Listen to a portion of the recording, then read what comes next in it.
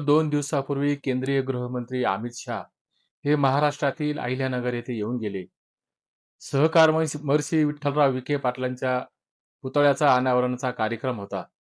त्या कार्यक्रमात बोलत असताना अमित शहांनी आमच्या सरकारने औरंगाबादचं नामकरण हे छत्रपती संभाजीनगर केलं, असं सांगितलं.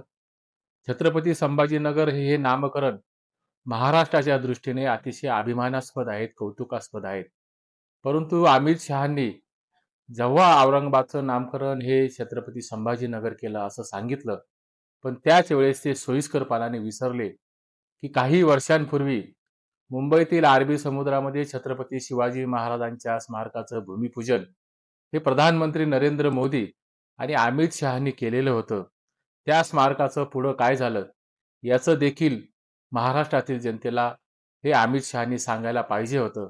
परंतु सोयीस्कररित्या त्यांनी अहिल्यानगरच्या कार्यक्रमात त्याबाबत बोलण्याचं टाळलं.